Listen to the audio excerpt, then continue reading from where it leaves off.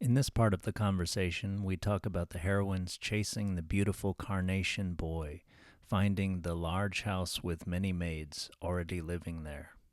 So one other thing I wanted to sort of point to here um, was something you had mentioned about like the forces arrayed against our little little laborer's daughter of like she's she leaves. So again, if we're looking at it as like the common realm into the noble realm being like moving up into something a little more elevated or sacred, Mm, as a metaphor, not as an equation.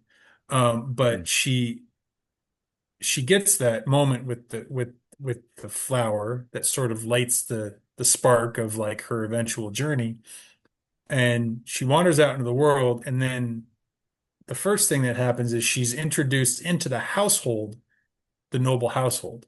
So mm, that's sort of like she gets the call, she responds to the call.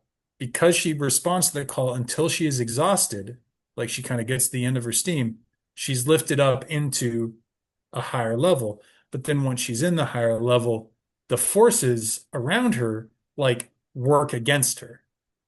mm, So the maids, the maids, they're mm. jealous of her, so they make up these stories. But it's through those stories that she progresses in her growth Yeah. by not stories through the resistance of the other maids, the things. So the household itself, if we're looking at like the maids and the mistress and the eventual missing son as sort of the higher realm that she's stepping into, this sort of other world, like it's running her through this alchemical process of like, we're gonna put you an impossible challenge and you're going to have to meet it. And she does so with the help of this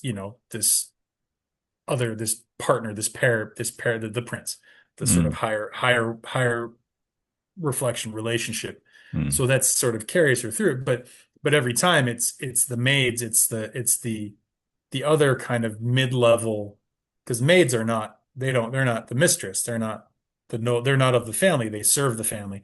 So it's Mm, this like barrier that she has to go and serve the higher and be worked by those that are serving the higher so that she is made ready to actually pair with the higher and take her place as eventual mistress of the house over all of these maids that have been treating her pretty badly. mm, Like she's gonna marry the heir. She's gonna inherit the whole system. mm, So I just think that because you could easily say like, oh, the maids are just being jerks, but in the same way that the prince has to retreat and go into the rocks so that she's forced out into adventure, the maids are acting ultimately on her behalf, even though they don't know that. And they're challenging her again and again to kind of grow her ability in the world and her sense of listening and responding to the divine to the point where she, in the final one, like she says, "Oh, I can't do this," and the mistress isn't like, "Well, you better do it." She's like, "Oh, well, it's fine. Don't worry about it.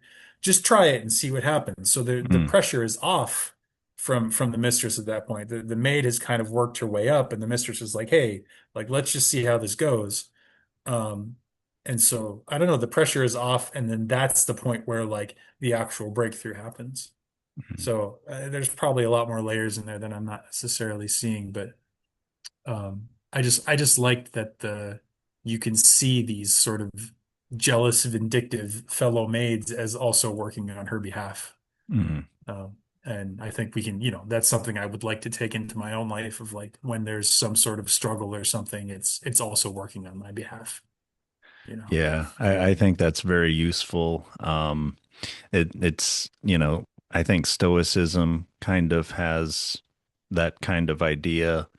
I've heard this idea of Stoic gods that you can kind of imagine uh, are putting obstacles in your path when you encounter challenges in life, and they're trying to make you better. And maybe by having that sort of framing, you can kind of, rather than, yeah, be silenced or be bowled over by them, kind of become stronger, become a better person. Yeah. Although I will add, just because I feel it's important with this story, that you can also fail and still Like the point of the task could be that you fail at it, not necessarily that you succeed. Oh yeah, yeah, Yeah, I think that's interesting one for me to like note down in the back, you know? yeah, yeah.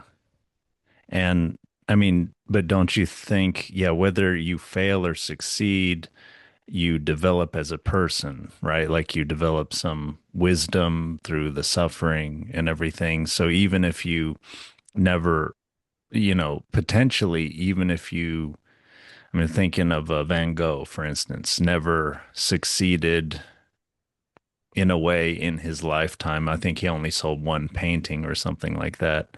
But anyway, as in this world, even if you don't succeed, I mean, through through being given obstacles, you can develop as a person. You can become better, and maybe, I mean, I sort of think ultimately that's the more important thing than what you ever create is what you become as a person.